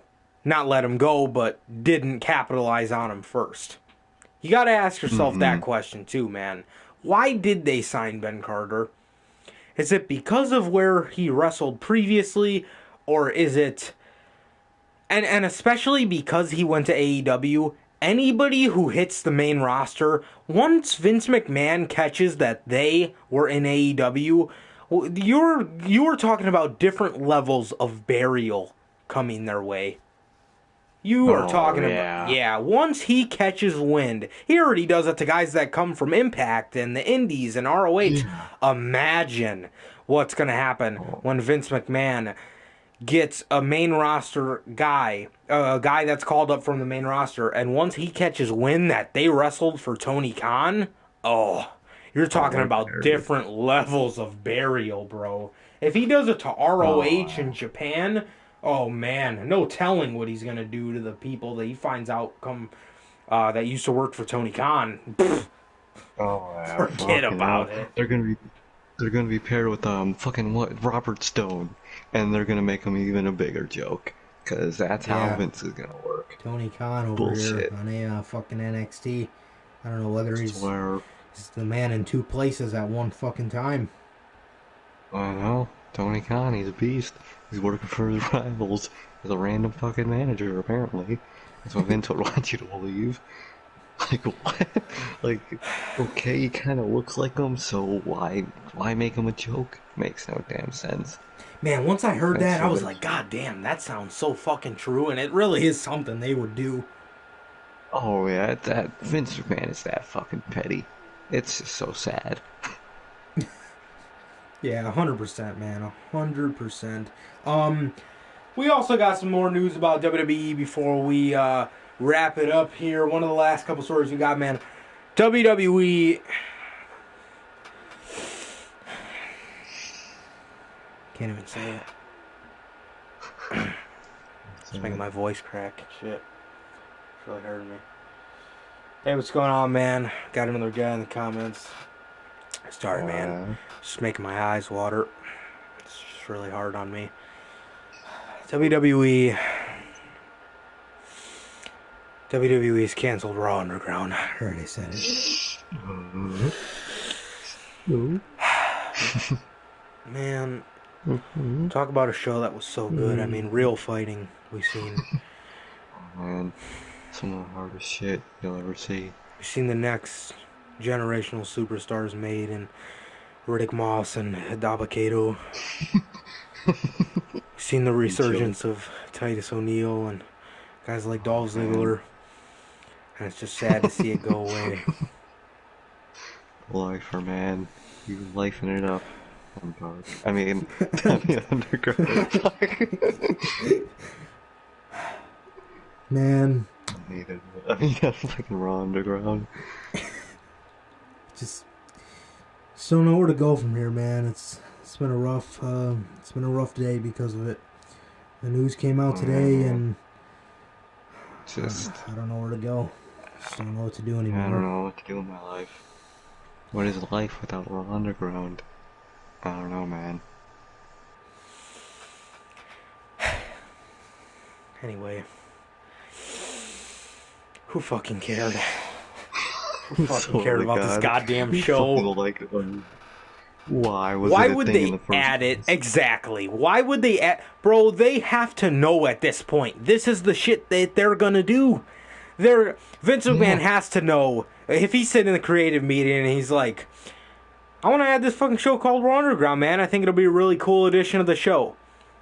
Then what should by now go through his head is, never mind. I'll probably just get fucking sick of it anyway. Nope. He fucking has it running on the show for 2 months and has Braun Strowman go down there and literally kill it. Braun Strowman literally went down there and killed Raw Underground, bro. He fucking killed it. Oh my god. Just to get buried by Roman just one last time on SmackDown. Hold on, Roman, I gotta stay. I want you to bury me one last time. 3 times in the past 2 months. Fuck. God. And one was a week apart. And the final fucking nail in the coffin was tonight. Buried. You hear him fucking wheezing and they keep beating the shit out of him. I'm like, give the guy a fucking break, the fucking poor hick. Jesus Christ. Swear. Poor fucking guy. I feel bad for his ass. At this fucking point. Yeah, seriously. Man, so, yeah, Raw Underground is done, and, I can't muster up any words, to act like I care, because I don't. Yeah. And, I don't care again. This show is finally done. We all knew it was gonna happen, so it doesn't even come as a surprise either. It was just a matter of when Vince McMahon got fucking tired of it, and clearly he got tired of it. So, yeah, man, what do you think about Raw Underground being underground for good? Fucking good, man. That shit was garbage. Why was that a thing in the first goddamn place? Not only is Vince McMahon in this fucking mood of 2020 of scrapping shit for no reason, starting scrapping shit. He's loved doing that lately. But why would you create Raw Underground? I think he only really created it for what the fuck is his goddamn Dabba-Kato. Yeah, I think like he's like him and Ross and Riddick Moss are like the only reason he fucking made that thing was for them, and they fucking sucked. The thing was garbage, and then Braun came down there and fucking murdered it. because he's fucking Braun Strowman. Like, and and at that point, Braun Strowman was a fucking joke. So, like, it's like, dude, why would you create something when you know that you're just gonna give up on it in how many weeks? Just scrap it. Just, well, this was fun, man, but, you know, new season. Let's just get rid of it. Let's just sweep it under the rug, because you know they're never going to talk about it again. They're never going to Mm-hmm. mention it. Like, Yeah. you could at least officially end it on TV at the very least. But it's just funny, man. Have It's, the Hurt well, Business, put them out of business. I don't fucking know. Do something something. fun, bro. Yeah. Like, and what was that dude that had that big guy that would guard it, be the bouncer? So he never really had an on-screen name, but his name is like Jordan Omagben or Yeah. something like that. I know his name is Jordan. His first name is Jordan, at hmm least. I don't know his last name, but What the fuck are they gonna do with him now? Because he's probably go someone they back to could being a use. ninja. Oh my god, that is so garbage, man. But like AEW, AEW. Why do we keep saying AEW? Fucking Raw Underground is canceled. Why was it a thing in the first place? That's the real question, man. Yeah, 100%, bro. This fucking man, who, bro? It's over. That's all I gotta fucking say. Who fucking, bro? This show did literally nothing for nobody, and man, I just have to bring this up. I just thought about it when you uttered the name of the Riddick Moss. Remember when he beat Ricochet in like 3 minutes on Raw for the Oh my 24/7 title? god. I remember they buried. I remember when they buried Ricochet like that. One of the times they buried Ricochet. And There's been through many that, more. there are still people that say that guys like Ricochet aren't buried. Oh man, just go watch that match. I swear, man. All right, man. You know, God, I don't want to fuck this one up. I don't want to fuck this next story up. So I'm gonna read it for the article. I just gotta find the fucking article. I got you. Oh, did you hear they announced a Funhouse for Raw? Yeah, can't wait for that, bro. The only thing I care about is that fucking show. Is Bray and Lexa. Oh yeah. Did you also hear about? I think we might have talked about it yesterday, but for the viewers, I don't have it written down, so I guess we could just run it by real quick. Did you hear about the story that Vince McMahon is most likely going to call Cena and Taker to work Mania 37? Oh my god, yeah, bro. Fucking Taker, man. His ass is never gonna retire. God, that Yeah, poor man. Give honestly, that man a bro. let him go home. Let him take a nap. He's fucking Honestly, 53, bro. man. He needs to go Let him take a take a fucking god. nap with fucking Matt Hardy. He's got to fucking go Swear, take a goddamn nap too. Fucking Matt. His ass don't stop. swear, God. Of course, I can't find it. Here.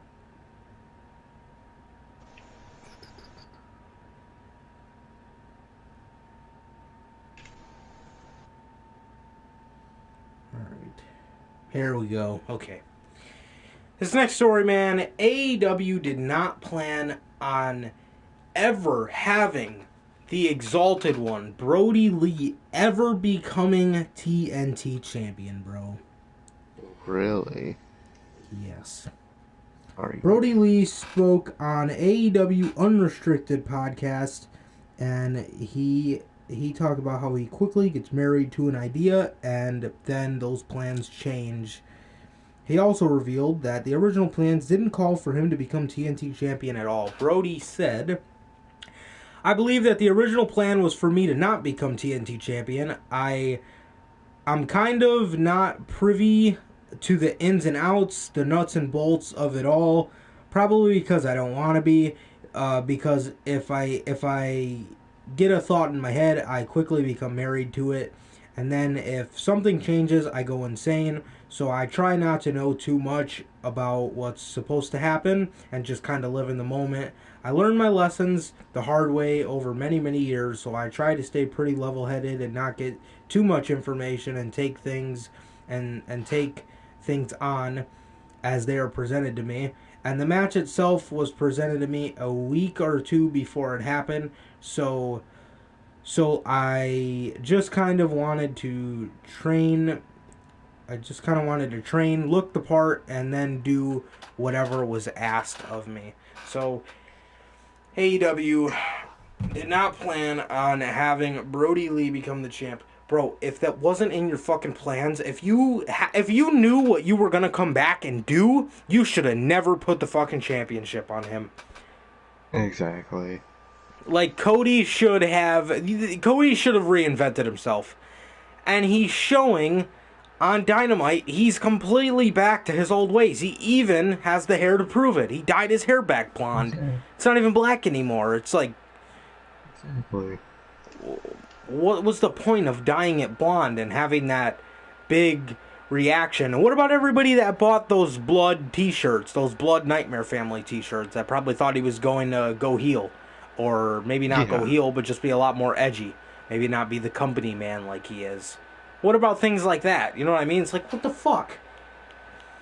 And if they were just going to do what they did, bro, they shouldn't have put the goddamn title on him at all, because they made him look ridiculous losing to Cody. Sure, it was a good match and he looked like a bad motherfucker, but what did he take from that? Exactly. Come on, man. They gotta fucking be smarter than that, bro. They really have to be smarter than that. And for Cody to do what he was just gonna go do, just literally going right back to the same old TNT champ, defend the title like with honor and pride and all the fucking time. What does anybody take out of that? And if this culminates just for him to beat Orange, ugh. Fucking bullshit. If that was the case, what the fuck was the point of having Jericho put him over so hard? What was the culmination of that? Just for him to get a win under his belt against Chris Jericho? Now you're making Jericho look like a fucking joke. Good going. Exactly. Good fucking going. What do you think about that, man? God, man, Cody, man, dude, if you are gonna go leave to film a show for 5 weeks, when you come back, you don't get the title back. That's not how it works, man. That's fucked, man. But doing that to Brody, man, that literally confirms that Brody getting that title was just basically Cody just let Brody borrow that thing for 5 fucking weeks. And not only does it make the title look bad, but it makes Cody look bad, and it makes Brody look bad. It literally makes everybody look bad. That is so fucked. Like, that's like, it's just, like, that's just so fucked, man. Cody needs to calm the fuck down. His ass needs to take a step back, and when he came back, he could have faced for it, and he should have lost, man. He should not be winning that thing back, man. After taking a break for 5 goddamn weeks to go film some shitty show on TNT, like, and it's just a slap in the face to that title, to Orange, to Brody. That's just so fucked up, man. And that it's fucked up, man. I hate that. I'm so disappointed in Cody for doing that, man. And it's just, it does nothing for the title. And listen, I like Cody. I like the guy, man. But he isn't that. He is what's holding their mid card down. Because if he wasn't the TNT champ and Brody still was, you could have Eddie Kingston beat Brody. You could have Orange Cassidy beat Brody. You can have an amazing fucking mid card division. But I mean, you don't, because the mid card champ is held up by Cody. He's got that thing on lockdown, and he fucking sucks as TNT champion. So, people love Cody right now as TNT champ. I fucking hate it. And it's making me just like, oh yeah, people love this.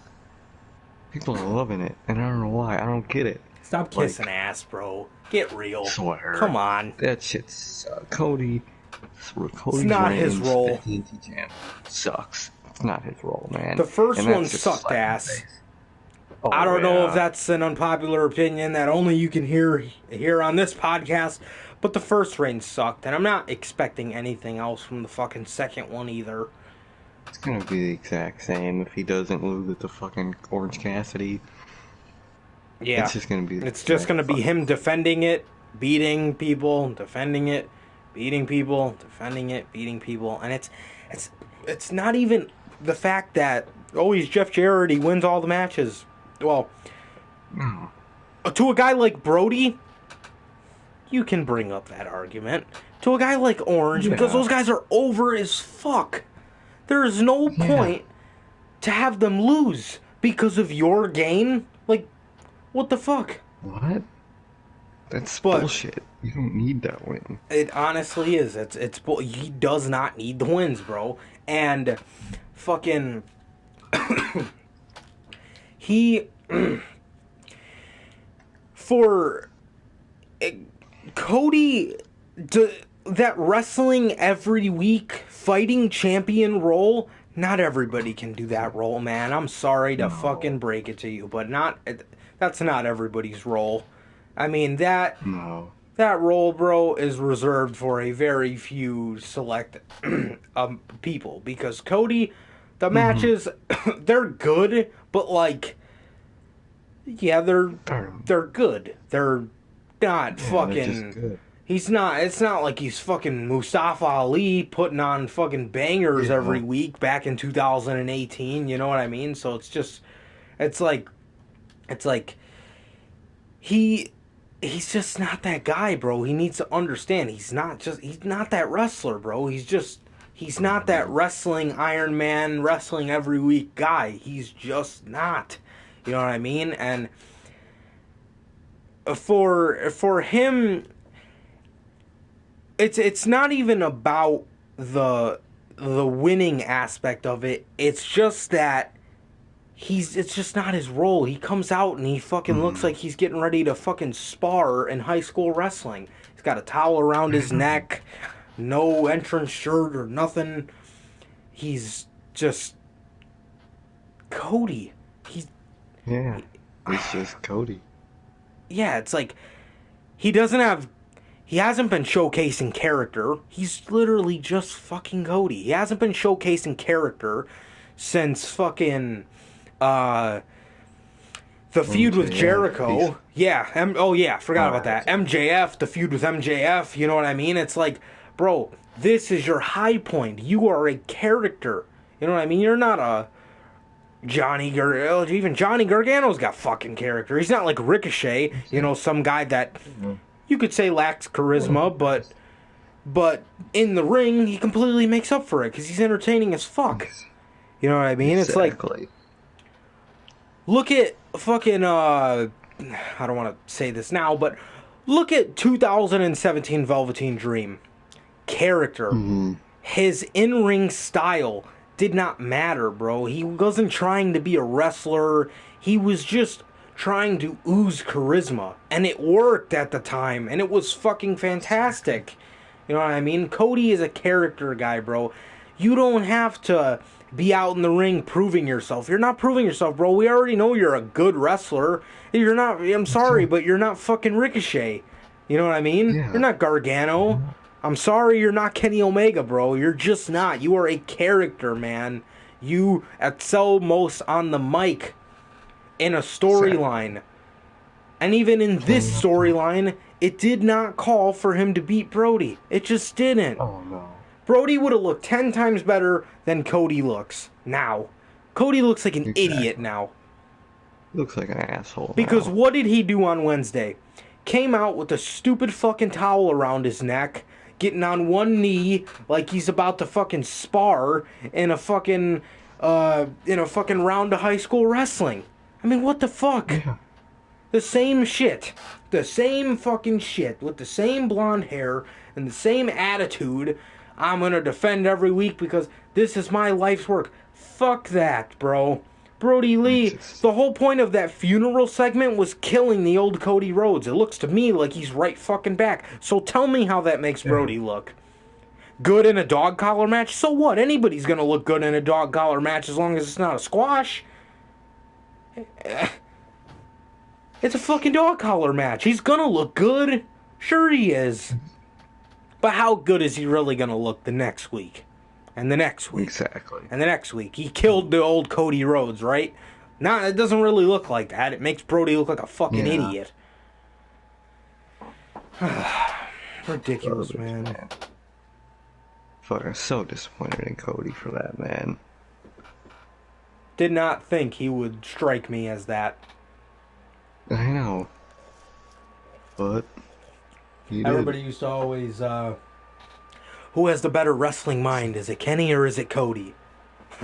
I don't know. I don't know. I think we could have all been fooled. Yeah, they're the real ones. They're the real ones that are fucking... Man, the Young Bucks, bro. The Young Bucks. I think you're right about that. Yeah, man. So, moving on to this last story. Literally the day after we were on here, man. Literally fucking Saturday.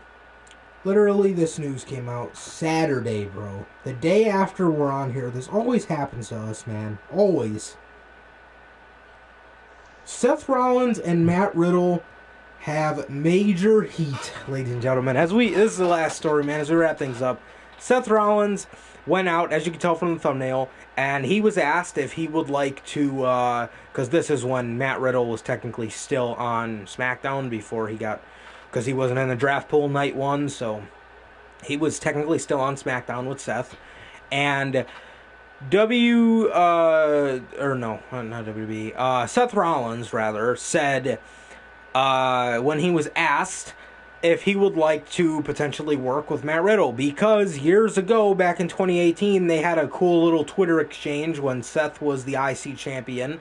And they had a cool Twitter exchange about Riddle wanting to work with Seth, Seth wanting to work with Riddle. Well, Riddle said on the other hand, or Seth said on the other hand, that he has zero interest in working with Matt Riddle ever in his entire career.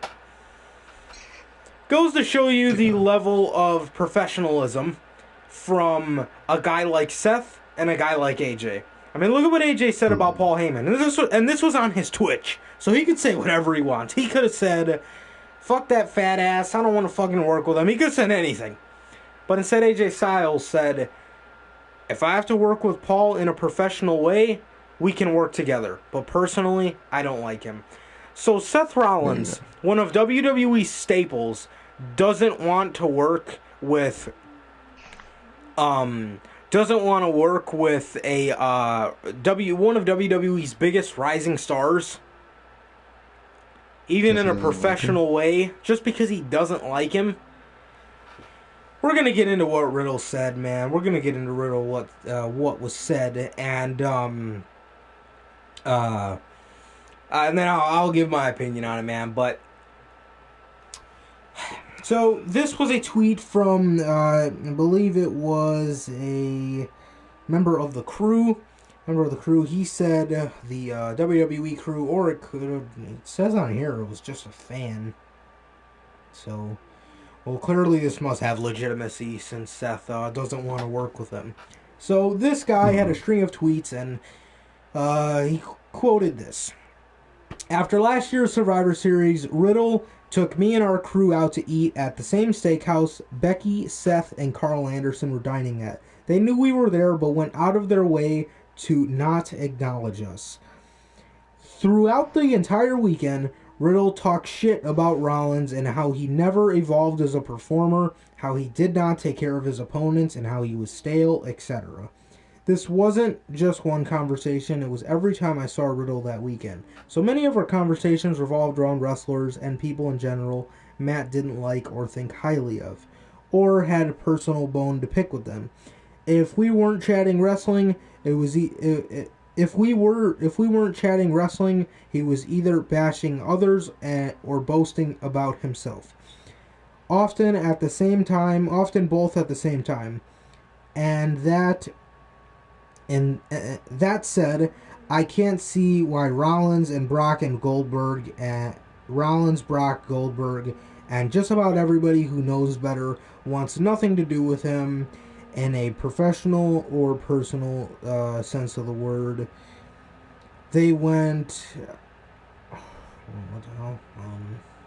Oh yeah, and then there's just they went out of their way not to acknowledge us. It was a shit show. I thought something was going to go down. Instead, it was nonstop talk about how Rollins stinks and how he's awesome, and how it was like for Matt to have eaten an RKO. Keith Lee and Mia Yim were supposed to join us both times, but they didn't show. I'm sure there was nothing to it though. Listen, if that was a fan, I mean, Riddle seriously should have known better. And I think you have to also, and Riddle's case too, remain a little professional, especially to a fan, unless you're building up kayfabe or whatever. But on Seth's side of the thing, I mean, never working with him for that. I mean, listen, bro.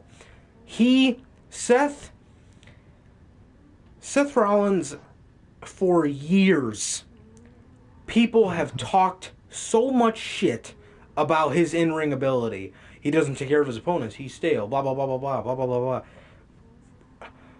Where did this guy grow up to the point where he can't take shit being talked about him? I mean, if you can't take that, bro. Come on.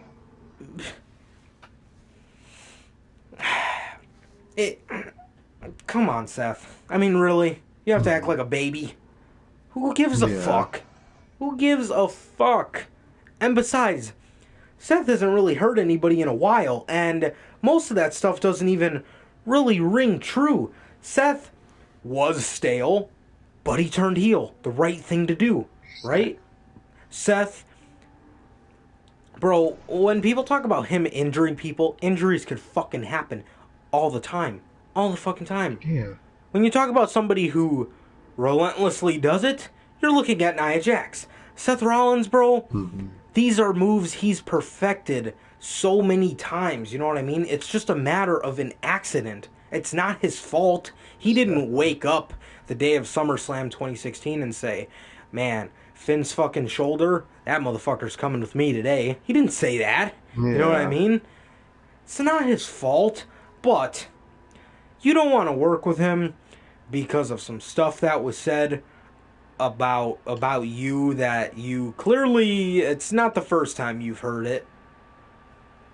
Exactly. Come on, man. It's a little ridiculous. I guess his wife said some stuff about Becky Lynch too, and like her body type, which, I mean, come on, grow up. God. Exactly. Really? It's Matt Riddle's wife. Who the fuck gives a fuck about her? Yeah, seriously. It's Matt Riddle's fucking wife, bro. And Becky's body. There's nothing wrong with Becky's body. What exactly is wrong with Becky's body type? And if there is something wrong with her, she's a damn good fucking wrestler. So who gives a fuck? Exactly. But, come on, Seth. I mean, you don't want to work with him for that? I'm sure half those motherfuckers backstage probably think that about you. Who fucking cares? Who cares? Seth, you're one of the best, bro. Riddle's one of the best. You don't want to work with him because you don't like him? Get over yourself, bro. Get over yourself. Exactly. What do you think about this, man? Yeah, bro, it's just pure unprofessionalism from both parties. From Matt Riddle just talking shit about someone else to a fan, nonetheless. It's just like, dude, shut the fuck up. Dude, stop talking shit. You know what I mean? You're good, but you're not that good. Even if you are, shut the fuck up. Especially to a fan. Like, imagine you meet your fucking hero, and what your hero is doing is just talking shit about the rest of the goddamn roster. What kind of shit is that, man? No fan wants to hear that from from some hero they have. Like, come on, man. And then Seth, man, listen. Matt Riddle is clearly some type of a dick to people. Clearly. But who the hell cares? Grow the fuck up, man. People are dicks. Seth Rollins should know this by now. You would think he'd be used to people being dicks. Mm-hmm. But no, when one person, I think he gets away with it because a lot of people dislike Riddle, but one person's a dick so you hate him and won't work with him on a professional level, that's kind of sad. That is fucking sad, man, because who the hell cares what you think about him? Half the roster probably hates each other. I'm sorry, my controller is dying. Give me a second. I hate this goddamn controller. Fuck.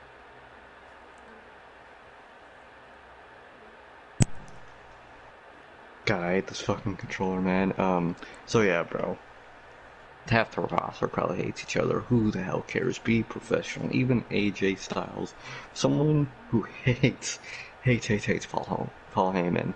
He said he could work with him on a professional level. Come on, man. It's in the ring, man. The ring is bigger than whatever beef you two got, man. Especially something that petty, man. So, I understand Seth's hate towards Matt Riddle, but be professional, man. And to Matt Riddle, shut the fuck up, dude. You're not a god. Yeah, you're not better John than Cena, everybody. buddy. Exactly. Shut the fuck up, dude. You're great in the ring, but you don't got that pull. I'll tell you that right now. Exactly. And even if it is your everybody. opinion, talk that shit to your friends, not the fucking fan. You know what I mean? God. Like, yeah, I mean, he has to know how fans are at this point. He knows his ass is gonna get caught eventually. Exactly. He's just a rat saying that shit to fans. What? That's fucking gold for that fan. God. But honestly, for Seth's situation, I wouldn't sweat it, because most of that shit he said...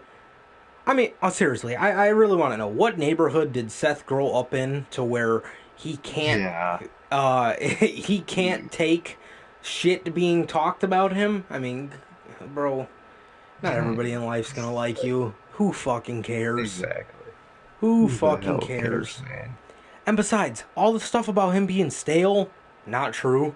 He was, but he capitalized like the right thing to do. Exactly. And Seth has to know about injuries as well. They happen. Yeah, so fucking what? They happen. It sucks. But it happens. It sucks, but oh well. You can't control it. It just happens, man. Especially because Seth's not an Orton. So mistakes are going to happen with his moveset. It happens. Jesus. I love making Orton jokes, man. Oh, I love They're so fun to make.